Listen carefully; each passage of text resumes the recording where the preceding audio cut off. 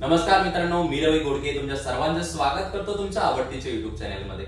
मित्रांनो, काही दिवसांपूर्वी मी तुम्हाला जसं म्हणालो होतो की आपण वेगवेगळ्या लोकांच्या मुलाखती घेऊ, काही बऱ्याचदा त्यांच्या ठिकाणी जाऊन आणि काहींना आपल्या ठिकाणी बोलवून, अशाच प्रकारे या गोष्टीला मी मुद्द्यावर घेतलं आणि श्री सोमनाथ जगन्नाथ तारो यांना आज आपल्या स्टुडिओमध्ये बोलवलंय. नमस्कार सर. नमस्कार. सर पेशाने शिक्षक आणि त्यांच्या आयुष्यातला खडतर प्रवास आणि त्यांची मुलांना शिकवण्याची पद्धत, म्हणजेच मुलांमध्ये बसून आणि मुलांप्रमाणेच वागून मुलांना योग्य ते शिक्षण कसं द्यावं हे या व्यक्तीकडून शिकावं.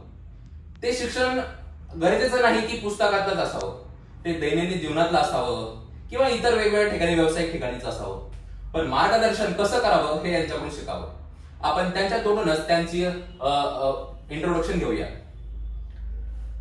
खरं म्हणजे तुम्ही आता जे बोललात माझ्याविषयी, आता हे असं वाटतं की आपण उगाच कुणाला तरी असं, मला असं वाटतं की आपण ज्याला म्हणतो की ऑड फील होणे असा जो प्रकार आहे, असं मला सध्या ती जाणीव मला होते आहे. सुरुवातीलाच मला हे सांगायचं आहे की जसं आपण बोलतो की तुम्ही मुलांना शिकवता, हे शिक्षक मुलांना शिकवतो, मुळात हेच चुकीचं आहे. कोणीच मुलांना शिकवत नाही. जर असं असेल तर मला एक सांगा, जसं की मुलं शिवाय देतात, काही मुलं शिवाय देतात, काही मुलं शिवाय देतात. मग त्यांना असे आई वडील त्यांचे किंवा असं कोणी शेजारी किंवा आणखी कोणी असं बसून शिकवतं का, चला आपण शिवूया असं असं असं असं असं नाही. मग नाही शिकवत तरी ती मुलं शिव्या कशी देतात आहे ना. बरोबर. म्हणजे असं आहे की मुलं ऑब्झर्व करत असतात, ते निरीक्षण करत असतात आणि मग ते अनुकरण करत असतात. बरं, दुसरा प्रश्न माझा असा आहे की मुलांना बऱ्याचदा पुस्तकातील आपण जर प्रश्न विचारले, धड्याखालचे म्हणा किंवा कविता पाठ होते का, तर काही मुलांना ते होत नाही. आपण म्हणतो हा ढ आहे, बरं, त्याच वेळेस तो सिनेमाचे गाणे सहज म्हणू शकतो, ज्या जाहिराती असतात त्याही तो अगदी जसे आहे तसे म्हणतो. मग मला सांगा याचा काय अर्थ आहे? त्याला जर जाणीवपूर्वक शिकवलं पुस्तकातलं ते नाही आलं, हे नाही शिकवलं हे आलं, म्हणजे असं आहे की त्याला जे आवडलं त्याचं अवधान जिकडं वेधल्या गेलं, त्यानं ते ऑब्झर्व केलं, निरीक्षण केलं आणि ते उचललं. म्हणून सुरुवातीला मला असं हे स्पष्ट सांगावं असं वाटतंय की कुणीच कुणाला शिकवत नसतं. हा, असं नक्की होत असतं की आपण जसं म्हणतो की माझा हा आदर्श आहे किंवा मला हे मी बघितलं तर ते होत असतं. मग शिक्षकाची काय भूमिका आहे किंवा माझी काय भूमिका आहे की मी वर्गामध्ये असं वातावरण तयार केलं पाहिजे विद्यार्थ्यांच्या आसपास असताना, माझं बोलणं कसं आहे म्हणून फार बारीक निरीक्षण करतात. म्हणजे असं बघा की आता बऱ्याचदा असं म्हणतात की सीसीटीव्ही कॅमेरे लावले पाहिजे शाळांमध्ये, मग शिक्षक काय करतात हे दिसेल वगैरे वगैरे वगैरे. खरं सांग काही गरज नाही. सीसीटीव्ही कॅमेरे सगळ्यात चांगले सगळ्यात कंपनीचे ते कोणते आहेत माहिती तुम्हाला? विद्यार्थी आहेत. विद्यार्थी आहेत. कंपनीचं नाव घेत होतात, विद्यार्थी आहेत. विद्यार्थी फार बारीक निरीक्षण करत असतात, कुठले शिक्षक शिकवतात का, काय शिकवतात, किंवा आता मी शिकवतात तो शब्द पुन्हा मी खंडन केलं ते आहे हॅमर म्हणून येतोय. मग शिक्षक काय करतात, कसे वागतात, कसे बोलतात, या सगळ्यांकडे निरीक्षण मुलं करत असतात आणि ते उचलत असतात.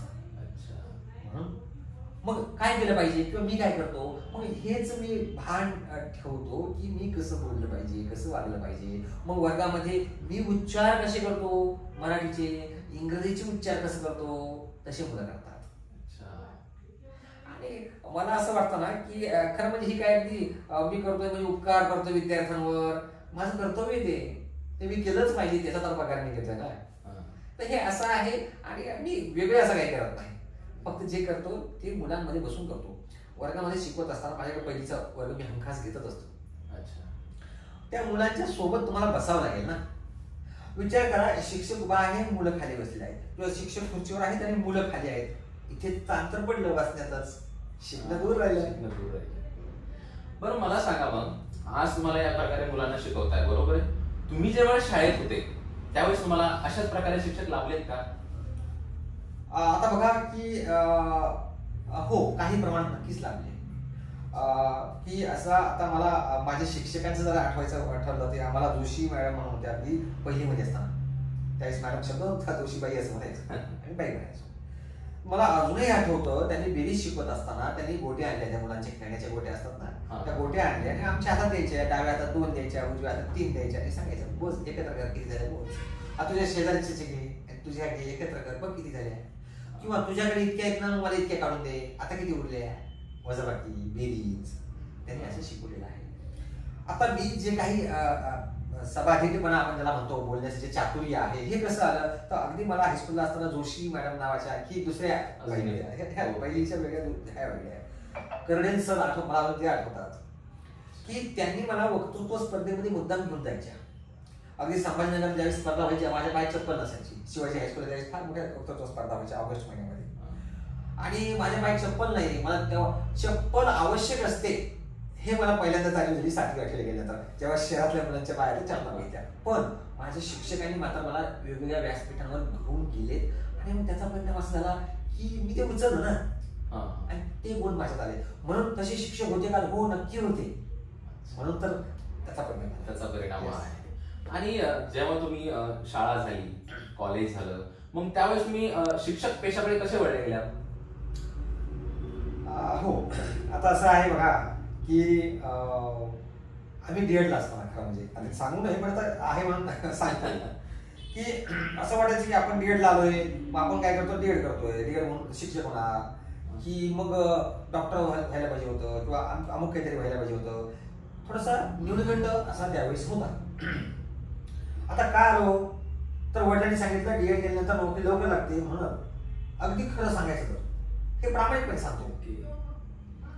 मग नोकरीला लागल्यानंतर, नोकरीला उशीर लागलो मी, तोही माझा स्ट्रगल मला फार करावा लागला. मग मी नोकरीला लागल्यानंतर काही वर्ष मी स्पर्धा परीक्षेची सुद्धा तयारी सुरू केली, काही प्रमाणात यशही केलं काही परीक्षांमध्ये. पण मग नंतर असं वाटायला लागलं की बघा, मी माझ्या नोकरीचा पहिला दिवस, माझे आजोबा हमाल होते, माझे आजोबा हमाल, आणि माझ्या आजोबांमुळे मी जो कोणी आहे तो आजोबांमुळे आहे. आजोबा हमाली करायचे, वयाच्या 68 वर्षीपर्यंत त्यांनी हमाली केली. वयाच्या 68 बृहत कंपनीमध्ये 50 किलोची गोळी असायची. आणि जेव्हा नोकरीचा माझा पहिला दिवस होता, मी निघालो, मला आजोबांनी सांगितलं, मी गरीबच परिस्थितीला पण ते मला आजोबांनी बोलून घेतलं, सांगितलं तू चाललास. तांडा होता अंबड तालुक्यामध्ये, त्या तांड्यावर मी आधी गेलो महाराष्ट्राला. तो चाललास, तो गरिबांची लेकरं तुझ्या शाळेत आहे, तू त्यांना न शिकवता परत येऊ नकोस. गरिबांची लेकरं शिकली पाहिजे, ती मोठी झाली पाहिजे. आणि त्याचा न कळत माझ्यावर परिणाम झाला. मी जेव्हा बघा, आता मी एखाद्याला 1000 रुपये दिले, त्याला आनंद होईल, तो आनंद.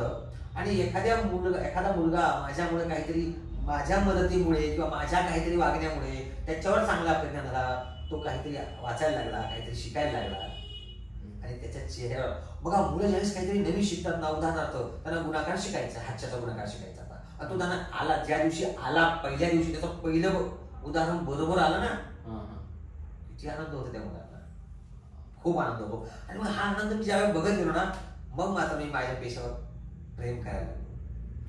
आणि मग मी स्वतः भाग्यवान समजत गेलो, मी इकडे जरी वडिलांनी सांगितलं म्हणून आलो, पण योग्य जागेवर, असं मला मनापासून.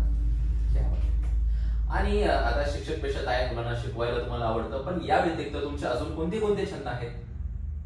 हो, आता बघा, आता कॉलेजला असताना किंवा ते आपण जे किशोर वयात असतो, युवक वयात असतो, कविता तूही केल्या असेल, प्रेम तूही केला असेल, प्रेम कविता, एक वय असतं ना, त्या वयात आपण तसं ते थोडस काय म्हणतो आपण तुला हिरवळ किंवा कधी चंद्र सूर्य ते. तर हो, मी कविताही काही काय केल्या, मग काही कवी संमेलनातून त्या सादरही केल्या. खरं म्हणजे आता नंतर लग्न झालं ना, तो एक छंद आहे. क्रिकेट खेळण्याचा मला छंद आहे, अजूनही खेळतो मी, माझ्या मुलांसोबतही खेळतो. आता तू येत असतोस, तुला माहिती आहे. आणि सामाजिक कार्याची एक आवड आहे. बघ, आता हे सांगू नाही खरं म्हणजे, असं म्हणतात ना, डाव्या हाताने केलेले उजव्या हाताला दिलेले माहीत होणे वगैरे, तिथं नाही बोलणार मी. पण एक मला, मी आता ही विषय निघाला म्हणून सांगतो, पण काय होऊ शकतं म्हणजे आपण काहीच करत नाही रे. असं आता मी म्हटलं मला सामाजिक कार्याची आवड आहे, सांगण्यापुरतं ठीक आहे, अगदी माझा मोठ्यापणा मीपणा म्हणून ठीक आहे रे, त्यासाठी ते आहे.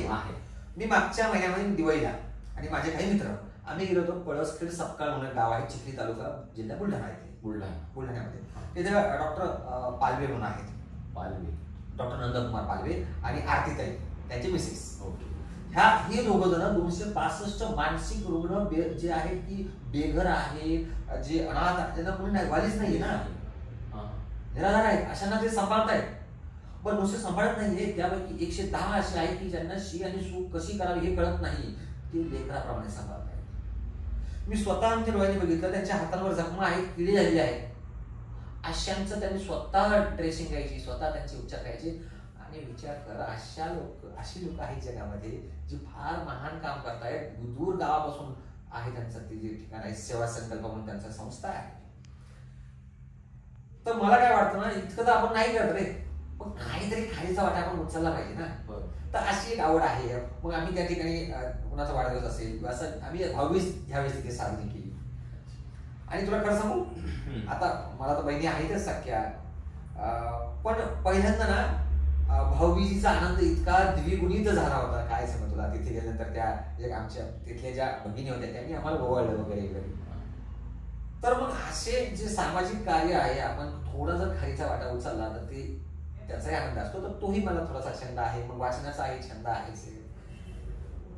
तर अशा गोष्टी आहेत. मला असं वाटतं ना की ते कवी असे म्हणतात की देणाऱ्याने देत जावे, घेणाऱ्याने घेत जावे, घेता घेता एक दिवस देणाऱ्याचे हाती घ्यावे. ते कुसुमाग्रज म्हणतात ते तसं आपण केलं पाहिजे, तसं प्रयत्न असतात. नाही, अतिशय छान प्रकारे तुमचे छंदही समाजाला धरून आणि नैतिक दृष्ट्या अतिशय छान प्रकारचे छंद मला असे जाणवलेत.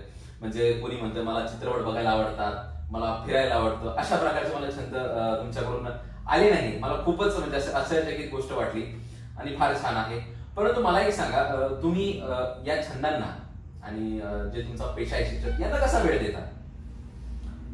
आणि सोबतच तुमची पर्सनल लाईफ देखील आहे, फॅमिली देखील आहे, पण फॅमिलीला पण कसा वेळ देता? बरोबर आहे. काय होतं ना रवी, अगदी खरं सांगायचं तर ही तारेवरची कसं असते बरं का. स्वतःसाठी जगणं हे सोपं असतं रे, सोपं असतं. आता मी शाळेत जातो, शाळेतून येतो आणि तसं आणखी सुद्धा काही ठिकाणी मी काम करत असतो. तर हे खरं आहे की कुटुंबाकडे दुर्लक्ष होतं दुर्लक्ष. प्रयत्न करतो न्याय देण्याचा. आता हे किती न्याय देतो हे तू माझ्या पत्नीला विचार किंवा मुलांना विचार, ते खरं सांगशील. पण प्रयत्न असतो. आपण ज्याला क्वालिटी टाइम ज्याला म्हणतो, क्वालिटी टाइम देणे, मुलांसोबत स्पेंड करणे, तुमच्या आई वडिलांसोबत स्पेंड करणे, बायकोसोबत स्पेंड करणे, हे महत्वाचं आहे. तो प्रयत्न मी करतो. पण अगदी प्रामाणिकपणे सांगायचा तर थोडंसं तिथे मात्र तारेवरची कसरत होती. पण मग आता असं आहे की मी माझ्या मुलांना आणि माझ्या पत्नीला नेहमी सांगत असतो, मी फक्त तुमचा नाहीये, मी फक्त तुमच्या पुरता नाहीये, आणखी बऱ्याच जणांना आहे. तिथे मला वेळ द्यावा लागेल. आणि आता तुम्ही ज्यावेळेस घरी जाता, तुमच्या मुलांना बघता, मुलीला बघता, मुलाला बघता, तुम्ही स्वतःला त्यांच्यात बघता का, की तुम्ही त्यांच्याकडनं काय अपेक्षा ठेवता? त्यांनी एक जबाबदार नागरिक बनावं एवढीच अपेक्षा मी ठेवतो. माझ्या मुलांना डॉक्टर बनावं, इंजिनियर बनावं, वकील बनावं, चांगला ऑफिसर बनावं, मुलांना आणि मुलीनं काही त्यांनी बनावं. तो त्यांचा भाग आहे. त्याने अमुक एकच बोललं पाहिजे, मग मी नाही होऊ शकलो हे त्या मुलांनी केलं पाहिजे, हे मला नाही पटत. हा, पण त्यांनी मात्र चांगला माणूस बनावं. त्यांनी उद्या मोठं झाल्यानंतर त्यांच्या वागण्यामुळं समाजातल्या कुणालाही त्रास होऊ नये याची जर इतकी जर त्यांनी खबरदारी घेऊन ते जगले ना, हीच माझी अपेक्षा. एवढंच व्हावं. आता तुम्ही जसं म्हणाले की जबाबदार नागरिक त्यांनी बनावं, परंतु तुम्हालाही त्यांच्यावर तशा प्रकारचे संस्कार करावे लागले. आणि काय होतं की बऱ्याचदा वडील धाऱ्या लोकांची किंवा वडिलांची, आईंची हीच परेशानी असते की मुलं मोबाईल बघतात, मुलं त्यांचं ऐकत नाही, त्यांच्यावर म्हणजे मोठ्यांना उलटून बोलणे. तर तुम्ही त्या तुमच्या मुलांना घडवण्यासाठी जे काय आज संस्कार करतायत, तर ते कशा प्रकारे करतात, जेणेकरून इतर लोक जे आपल्याला बघत आहेत किंवा ज्यांना हा प्रश्न पडलाय की मुलांना कसे संस्कार द्यावा की जेणेकरून ते चांगल्या प्रमाणे वागतील, राहतील, तर तुम्ही काय संस्कार देता ते सांगा, जेणेकरून बाकीच्या त्या गोष्टींना फॉलो करतील, त्यांना जे आवडतील त्या. अवघड प्रश्न आहे खरा म्हणजे, एक पालक म्हणून माझ्यासाठी अवघड प्रश्न आहे. पण मग मी आता एक महिन्याभरापूर्वी ना कुठं वाचलं किंवा ऐकलं मला आठवत नाही, पण फार छान होतं बघ त्याच्यामध्ये लिहिलं की आपण असं करूया. आपण काय करतो माहिती का, पालक म्हणून असं मी पालक आहे म्हणून सांगतो की आम्ही फक्त सतत सूचना देतो ना. बरं, सूचना काय असतात आमच्या, हे करू नको, ते करू नको, अभ्यास केला का. माझ्या असं लक्षात आलं माझ्याकडून हे चुका व्हायच्या. मी घरात गेलो की पहिला प्रश्न शाळेतून गेल्यानंतर मी मुलांना विचारतो, अभ्यास केला का, अभ्यासाला बस, अभ्यास केला का, अभ्यासाला बस, हे केलं का, ते केलं का. मग होतं काय माहितीये का, तुम्ही ज्यावेळेस घरात प्रवेश करताना तर तुम्ही नको शिकवता मुलांना. म्हणजे मला असं लक्षात आलं की मी घरात गेलो अरे माझा मुलगा आनंदी होत नाहीये मी गेल्यामुळे, त्याच्या चेहऱ्यावर प्रश्न अंकित आला ना, अरे उडी लागली आता हे आपलं असं बोलणार. मी तुला ते बोलत होतो भरापूर्वी मी असं कुठेतरी वाचलंय की असं आपण ठरवूया ना की दिवसभरामध्ये मुलांना ना फक्त 3च सूचना द्यायच्या, असं सुरुवातीला ठरवायच्या. किती द्यायच्या? 3. मग आता तुम्ही सकाळी सकाळी उठले आणि आपण म्हणतो उठ, वेळ झाली उठ ना, इतक्या वेळ झोपतोस का, ही सूचना द्यायची ना किंवा हे आदेश झाला ना. मग आपण असं विचार केला करणार ना, अरे नाही आपली ही 3 द्यायची ना, एक संपून द्यायची ना असं होईल. मग मूल शाळेत चाललं तेव्हा आपण ना प्रत्येक मुलगा झोपताना, उठताना, तो जेवताना, अभ्यास करताना, आंघोळ करताना, काय काय करताना आपण सतत सूचना देत असतो ना. मग असं लक्षात येतं आपल्या की अरे आता नाही ही सूचना नको देऊया, आपण दुपारी देऊया. पण असं करता करता संध्याकाळी असं होतं की जे लेखक आहे ते सांगतात की तुम्ही सूचना देत नाही दिवसभर. म्हणजे बघा ना, सूचनेचं कामच नाही ना, सूचनेशिवाय होतंय सूचनेशिवाय. आणि खरं सांगू का, मुलांना सतत अभ्यास कर असं जर सांगितलं त्यांना असं वाटतं हे काम आहे आणि यांच्या फायद्याचं आहे. बघ ना, माझं तुझ्याकडे काम आहे किंवा तुझं माझ्याकडे काम आहे, आपण फॉलोअप घेतो की नाही? असं मी फोन करतो, आपण रोज घेतो, पण ज्या दिवशी काम असेल त्या दिवशी आपण फार फोन करतो ना, जास्त फॉलोअप घेतो. म्हणजे मला लक्षात होतं रवीचं काहीतरी काम आहे किंवा रवी लक्षात होतं माझं काहीतरी काम आहे म्हणून चाललंय ना. मुलांना देत वाटतं ना यांचं काम आहे, यांचा काहीतरी फायदा आहे ना, मग हे नको मला. तर सूचना मुलांना कमी द्यावे, हेच मला सांगायचं. ओके. आता तुमच्या फॅमिली विषयी विचारलं, आपण पेशाविषयी विचारलं, तुमच्या छंदांविषयी विचारलं, पण प्रत्येक एक जो मुलगा असतो किंवा एक मॅन असतो त्याच्या आयुष्यात एक रक्ताचं नातं नसलेलं एक नातं असतं, ते म्हणजे मित्र. बरोबर. त्या मित्र या नात्याविषयी तुम्ही तुमच्या आयुष्यातला अनुभव काय सांगताल? फार छान विचारलं. बघा ते एक हे आहे गझल आहे ना, मित्र एक तू मित्र कर आरशा सारखा. खरं सांगू का, मित्रांचा माझ्या आयुष्यात फार मोठा रोल राहिलेला आहे, फार मोठी भूमिका राहिलेली आहे. अगदी तुला खरं सांगायचं ना, माझा हारून मिर्झा नावाचा मित्र, त्याच्याविषयी आवडून मी सांगेन. शहराला माझ्या त्याच्या इथे धर्म हे वगैरे गोष्टी नाही गळून ठरतात रे, गळून पडतात आहे सगळ्या गळून पडतात. त्या हारून मिर्झा नावाच्या मित्रामुळे मी जो कोणी आहे त्याचा फार मोठा हिस्सा आहे ह्या माझ्या योगदानामध्ये. काय झालं माहितीये, मी जेव्हा 10वी झालो, 12वी झालो, मग डीएड झालो, डीएड मला कमी मार्क्स आले, मग माझा नंबर लागेना जिल्हा परिषदला शिक्षक म्हणून. मग त्यावेळेस मी बेकार होतो. अशा बेकारीच्या वेळेस मी बीएला ऍडमिशन नाही घेतलं. बघा, शिक्षण मला डोक्यात की आपण फार शिकायचं, ऍडमिशन नाही घेतलं, अतिशय निराशेत गेलो. मग मी त्यांना मला फॉर्म भरायला लावला, बीएला ऍडमिशन घ्यायला लावलं आणि परीक्षा राहिली. 1 महिन्याभरात माझ्याकडे पुस्तक नाही, पैसेच नाहीत ना, पैसेच नाहीत. मी फार चिंतित होतो, आता कशी पैसे द्यायची.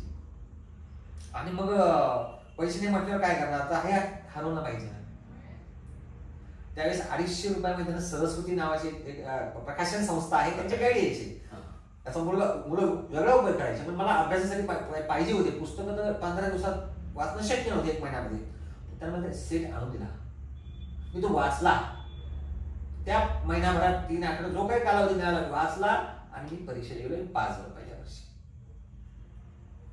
तुला सांगतो, जेव्हा मला त्यावेळेस वेगवेगळ्या ठिकाणी कॉल यायचे जिल्हा परिषदेचे शिक्षक भरतीसाठी. मग मी गेलो, ठाण्याला गेलो, एकदा रत्नागिरीला गेलो, तर तो जो माझा खर्च असायचा प्रवासाचा, तिथल्या राहण्याचा, हा सगळा हरून करायचा. आणि म्हणून येस, त्या मित्राची माझ्या जीवनामध्ये खूप उपकार आहे. अगदी कुठे जायचं असेल तर तो मला सहज त्याची गाडी, मोटरसायकल देणार. काय मी त्याच्या उपकारात मी राहू इच्छितो. मी ही परतफेड बोलणंही करू इच्छित नाही. खूप छान. म्हणजे मित्र असावा तर असावा. आणि मैत्री झाली, फॅमिली झाली, शिक्षक झाला, इतर गोष्टी झाल्या, पण या व्यतिरिक्त ज्यावेळेस तुम्ही एकटे बसता, ज्यावेळेस तुम्ही स्वतः एकटे बसता, त्यावेळेस तुमच्या मनात कोणत्या गोष्टी येतात आणि तुम्ही स्वतःला काय बोलू इच्छिता? आता काय होतं ना, जसं की आता आपण तर कुणी असं काही संत किंवा अगदी काय म्हणतो आपण त्याला तत्वचिंतक वगैरे किंवा असं फिलॉसॉफर असं नाही. आपण सामान्य माणूस ना, काय विचार येणार, तो हा विचार येतो, रोजच्या जगण्यासंबंधी असतो. आता शाळेत जर जायचं असेल ते आधी डोक्यात विचार येतो. आणि हा विचार माझ्या डोक्यात बऱ्याचदा येतो मी, की आता जसं की काही अप्रगत मुलं असतात. अप्रगत म्हटल्यापेक्षा आपण असं म्हणूया की काहींची शिकण्याची गती जास्त असते, काहींची कमी असते. मग हा विचार माझ्या डोक्यात नक्की येतो शाळेत जाण्याआधी, की आता आपण त्या मुलाला काय करूया बरं आज, ह्या मुलाला आपण कसं काय उपलब्ध करून देऊ, माझ्याकडे साहित्य असतं शाळेमध्ये, त्याचा वापर कसा बरं करूया वगैरे, हे विचार येतात. मग आता दैनंदिन जीवनातले सुद्धा काही समस्या असतात, आपल्या कुटुंबात असतात, आर्थिक असतात. हे तर सगळे विचार येणार, स्वाभाविक माणूस म्हटल्यानंतर येणारच. नाही, फार छान प्रकारे तुम्ही सांगितलं, पण मला अजूनही खूप सारे प्रश्न माझ्या मनात येत आहेत. परंतु काही प्रश्न हे जे आहे ते समाजाच्या रिलेटेड असतात, काही फॅमिलीच्या रिलेटेड असतात. आता मी ज्यावेळेस मला म्हणालो की मला तुमची मुलाखत घ्यायची आहे, जसं मी यांना ज्यावेळेस म्हणालो की मला यांची मुलाखत घ्यायची, त्यावेळी माझी मुलाखत घेण्यासारखं काय आहे की मी कोण लागून चाललो की तू माझी मुलाखत घेणार आहे. पण प्रत्येक व्यक्तीच्या मनात काय असतं की मी काहीच नाहीये, पण समोरच्याला माहिती असतं की या व्यक्तीकडे काय आहे. तसं तुम्ही कोणत्या व्यक्तीकडे बघता? जसं मी तुम्हाला बोलवलं की मी तुमच्याकडे बघितलं की हा व्यक्ती मला खूप जास्त मार्गदर्शन करतोय आणि मी याच्याकडनं काहीतरी गोष्टी घेण्यासारख्या आहेत, तसं तुम्ही कोणत्या व्यक्ती समोर ठेवता? खरं सांगू, कुठल्या एकच एक व्यक्ती असं नाहीये. तुम्ही कुणाकडूनही शिकू शकता, कुणाकडूनही शिकू शकता. अगदी तुला एक उदाहरण सांगतो. मी कडेगावला असताना शाळेमध्ये शिक्षक, मी आता जसं मी सांगितलं की मी वागत असताना असं एक भान ठेवतो की ही मुलं माझं ऑब्झर्वेशन करतात ना, मग मी योग्य वागलं पाहिजे, मी चूक करता कामा नये. तर चहा आमच्याकडे यायचा, हॉटेल म्हणून चहा यायचा मध्ये. तर एकदा असा चहा आला आणि ते प्लास्टिकचे कप होते. मी मुलांना नेहमी वर्गात हे सांगायचो की चॉकलेट कुणाचा वाढदिवस असेल मग चॉकलेटचा रॅपर असेल, मग काही असेल तर ते कचरापेटीत टाकायचं, आता बाहेर नाही टाकायचं. मग सर्व मुलांनी सांगली आणि काय केलं. एक दिवस काय झालं, मी चहा घेतला आणि आमची जी शाळा होती, शाळा आणि कंपाऊंड यांच्यामध्ये जागा होती, त्यात थोडंसं गवत वगैरे होतंच, पावसाळ्याचे दिवस होते. मी चहा पिलो, नकळत तो ग्लास जो होता तो फेकून दिला बाहेर, तो कागदी ग्लास जो होता तो. शिवम नावाचा मुलगा, शुभम काटकर उभा राहिला आणि मला, सर तुम्ही आम्हाला शिकवता आणि तुम्ही तर बाहेर फेकलं. मुलांमध्ये ही हिंमत मात्र मी तयार केली की बोललं पाहिजे. आणि सगळी मुलं म्हणाले हो सर बरोबर आहे, त्याचं बरोबर आहे. आता मी प्रतिवाद नाही केला, ते माझं चुकलं असतो. मी जर त्या मुलांना म्हटलं सारे नाही, लक्षच नाही किंवा ठीक आहे आता चुकलं माझ्याकडून, नुसतं एवढंच बोलून थांबलो असतो तर कदाचित याचं रूपांतर सवय झालं असतं माझ्या किंवा त्यांच्या. मी बाहेर गेलो वर्गाच्या बाहेर आणि ते जे कंपाऊंड आणि वर्गाच्या मध्ये मी फेकलं होतं ते उचलून पुन्हा इकडे आणलं आणि ते कचरापेटीमध्ये नेऊन टाकलं. मग त्या मुलांकडून मी शिकलो ना. मुलं सुद्धा तुम्हाला सांगत असतात अरे हे तुमचं चुकतंय, मग आपण ही जाणीव आपणही करून दिली पाहिजे चुकल्यानंतर. हेही मुलांकडून शिकण्यासारखं आहे.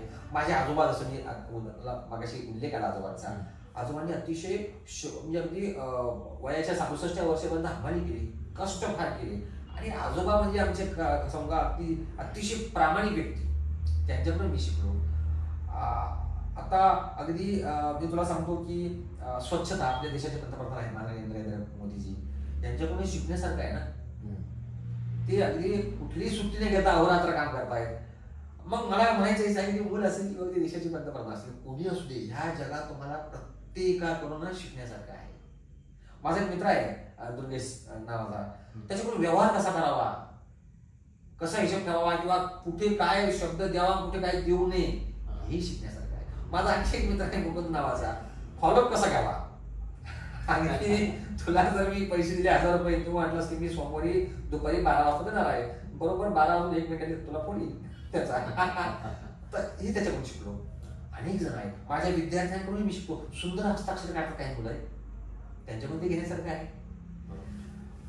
तर हे प्रत्येक जीवनात भेटणाऱ्या प्रत्येक व्यक्तीकडून ती कुणी असू दे, शिकण्यासारखं आहे. हे सगळेच माझे आदर्श आहे, सगळेच माझे आदर्श आहे. फार छान.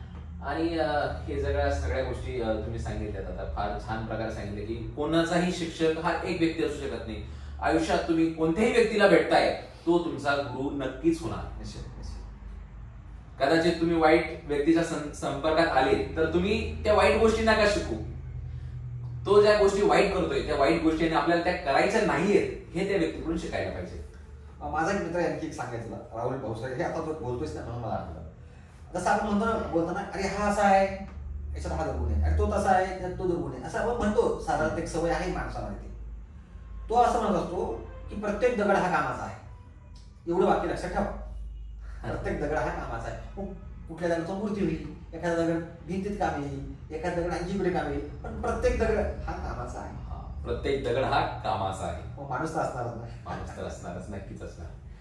आणि मला अजून एक प्रश्न विचारायचा, प्रत्येकाच्या आयुष्यामध्ये एक अशी घटना होऊन जाते, कुणीही असेल, की त्याच्या आयुष्याला ती कलाटणी देऊन जाते पूर्णपणे, की ती तिथून त्याचं आयुष्य पूर्णपणे बदलून जात असतं.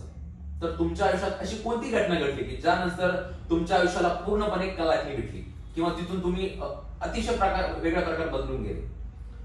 खरं सांगायचं तर असं आहे की माझ्यामध्ये अभ्यास तर मी करतच होतो, बाकीचे हे होतच, पण आता एक थोडासा तो अनुभव म्हणजे अगदी असा निगेटिव्ह आहे, म्हणजे घटना निगेटिव्ह आहे, पण मग त्याचा परिणाम माझ्यावर पॉझिटिव्ह झाला. मी अगदी शाळेत असताना आमच्या कुटुंबाचे आणि आणखी आमचे शेजारी भांडण झाले होते. मग आमच्या आईला वगैरे मोठ्या प्रमाणात भांडण झाले, मारहाण केली, आणि त्यांनी एक शब्द वापरला, तुझा मुलगा तू काय कलेक्टर आहेस का स्वतः, म्हणजे आमच्या वडिलांना असा शब्द वापरला, तू काय कलेक्टर आहेस का, असं सांगतो होतं. मग माझ्या असं लक्षात आलं की तुम्ही काहीतरी असल्याशिवाय लोक तुम्हाला मानत नाहीत. ठरवलं मी काहीतरी बनायचं, आणि मग अभ्यासाला आणखी जोमायला लागलो, आणि कलेक्टर तर नाही होऊ शकलो, पण कलेक्टर घडवू शकतो असं मात्र आज केलेलं आहे, आणि तसं तो प्रयत्न चालू आहे. तर घटना कशी आहे यापेक्षा तुम्ही त्या घटनेचा तुमच्यावर काय परिणाम होतो, तुम्ही तिला कसं बघता, कसं घेता, हे महत्वाचं आहे.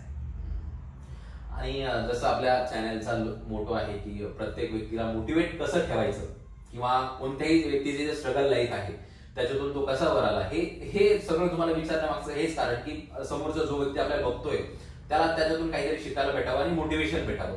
तसं तुम्ही आमच्या ऑडियन्सला किंवा तुमच्या आयुष्यातून तुम्ही जे घेतलंय त्याच्यातून एक असं एक 2-3 वाक्यात मोटिवेशन द्या की त्यांना वाटेल यस, जर एखाद्या व्यक्तीला शिक्षक व्हायचं असेल, एखाद्या व्यक्तीला कोणताही व्यवसाय करायचा असेल, जास्त करून तुमच्याकडून जर बघितलं, तुम्हाला बघितल्यानंतर असं वाटेल की हा आता मी शिक्षक होणार, बऱ्याचदा वाटतं असं, तर तुम्ही तुमच्या थ्रू आमच्या ऑडियन्सला काय मोटिवेशन देऊ शकता की 3-4 लाईन आमच्या ऑडियन्ससाठी? असं आहे की शिक्षक होणं म्हणजे अगदी मी शिक्षक पेशात स्वीकारणं, अगदी कुठल्या तरी शाळेत नोकरीच करणं वगैरे असंच झालं पाहिजे असंही नाहीये.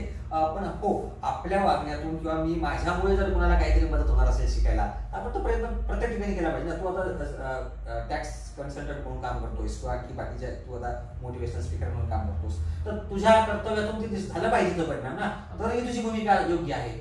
मी जर शिक्षक आहे, मी नुसतं पगारापुरतं काम करतो, मी पगारासाठी शिक्षक आहे का? असं आहे की तुम्ही पगारासाठी काम करता, भीतीपोटी करताय का, बक्षिसापोटी करताय का, हा करतोय म्हणून मी करतोय असं आहे का, हे जर चेक करा. असं असेल त्यातून आनंद नाही मिळणार. बरं, कधी कधी असं होतं ना की आपल्याला प्रेरणा मिळते ना, आपण असं म्हणतो की आम्हाला प्रेरणा मिळाली याच्यामुळे. बरं, मग असं झालं की ज्यानं तुम्हाला प्रेरित केलंय तो जोपर्यंत प्रेरित करतो तोपर्यंत तुम्ही काम केलंय, त्याची प्रेरणा बंद झाली, मग काम थांबणार. असं आहे. बक्षिसापोटी करतो, पगारापोटी करतो, पगार थांबला, काम थांबलं. भीतीपोटी करतो ना, कोणतरी अधिकारी आहे तो माझा वाच ठेवतो, मला बॉसिंग आहे म्हणून मी काम करतो, बॉस गेला माझं काम शून्य. मग काम करायचं स्वयंप्रेरणेनं करायचं. मी आतून माझ्या आतमध्ये त्याचं ते जागृत झालं पाहिजे की मला हो हे करायचंय, ते काम कधीच विसरणार नाही, कारण माझा आत्मा जोपर्यंत आहे ना तोपर्यंत ते काम असणार आहे. म्हणून मला असं म्हणायचं की स्वयंप्रेरणेनं आपण प्रत्येकानं काम केलं पाहिजे, कुठलंही काम करा ना. एक मी कथा वाचली की थोडक्यात सांगतो, तू 3-4 वाक्यात बोला, थोडक्यात चालेल. एक चिनी भाषेतली ती कथा आहे, आणि त्याचं असं आहे की एक मुलगी होती, तिची मैत्रीण, अशा दोघी शाळेत नेहमी जायच्या, शाळेतल्या मैत्रिणी त्या. आता ही जी पहिली मुलगी होती, हिची आई त्या रेल्वे स्टेशनवर झाडू मारण्याचं काम करायची, सफाई कामगार होती. त्या दुसऱ्या मुलीला तोपर्यंत माहित नव्हतं. मग एक दिवस त्या चालल्या स्टेशनवरून, प्लॅटफॉर्मवरून, ती आई बोलली मुलीला, त्यांचा संवाद झाला. म्हणजे दुसऱ्या मुलीची लक्षात आलं ही हिची आई आहे. ती म्हणाली, अगं तुझी आई असं काम करते, सफाई कामगार आहे. ती मुलगी काय म्हणाली पहिली माहितीये, मला माझ्या आईचा अभिमान आहे तो यामुळे की हे जे स्टेशन स्वच्छ दिसतंय ना ते माझ्या आईमुळे आहे. बाकीचे घाण करतात, माझी आई स्वच्छ करते म्हणून ती श्रेष्ठ आहे. मला वाटतं आपली हीच भूमिका असली पाहिजे. तुम्ही कुणी असा ना, शेतकरी असा, शिक्षक असा, अगदी कोणीही असा, विद्यार्थी असा, अधिकारी असा, तुम्ही राजकीय व्यक्ती असा, कोणीही असा, पण तुमच्या कामावर प्रेम करा, ते काम मनापासून करा, बस एवढंच. फार म्हणजे त्यांनी एवढं जे काय सांगितलं त्याच्यामध्ये एक शब्द जो होता तो कॉमन होता, प्रामाणिकपणा. आपण स्वतःशी आणि आपल्या कामाशी नेहमी प्रामाणिक असलं पाहिजे, आणि ज्यावेळेस आपण आपल्या कामाशी आणि स्वतःशी प्रामाणिक असतो कोणतीच गोष्ट आपल्याला खाली ओढू शकत नाही. निश्चित. खूप छान प्रकारे सरांनी आपलं मार्गदर्शन केलंय, त्यांच्या आयुष्यातल्या खूप साऱ्या गोष्टी सांगितल्या ज्या आपल्याला आपल्या आयुष्यामध्ये आपण अप्लाय करू शकतो. आणि अशाच प्रकारचे वेगवेगळे व्यक्ती ज्यावेळेस आपल्याकडे येतील ते अशाच प्रकारे आपल्याला सगळं सांगतील. आणि सरांनी जे आज सांगितलंय खरंच माझ्या पर्सनल आयुष्यामध्ये मी ह्या गोष्टी सुद्धा अप्लाय करेल. जसं मी तुम्हाला मोटिवेशनल गोष्टी सांगत असतो, पण ज्यावेळेस यांच्याकडनं मी ऐकलं की यांच्या मित्रांनी यांची मदत कशा प्रकारे केली, यांच्या मित्रांचा यांच्या आयुष्यात कसा भाग होता, यांच्या मुलांविषयी ते काय विचार करता, मुलांना कसं मार्गदर्शन केलं पाहिजे, यांच्या आजोबांनी काय कष्ट घेतलेत, वयाच्या 65 वर्षापर्यंत हमाली केली आणि आज ते शाळेत जाताना यांना काय म्हणाले, तर तू आज जातोय शाळेत पण तू गरीबाच्या मुलाला शिकवतोय आणि शिकवूनच ये. ह्या सगळ्या गोष्टी यांनी यांच्या आयुष्यातून सांगितल्या आणि या सगळ्या गोष्टींमधून जसं म्हणाले की प्रत्येक दगड हा कामाचा असतो, त्याच प्रकारे यांच्या आयुष्यातून आपण खूप साऱ्या गोष्टी शिकवून मी शिकलो आणि तुम्ही शिकलाच असाल याची मला गॅरंटी वाटतेय. आणि सर तुम्ही आम्हाला भेट दिली आणि तुमचा अमूल्य असा वेळ आम्हाला दिला त्याबद्दल खूप खूप धन्यवाद. धन्यवाद.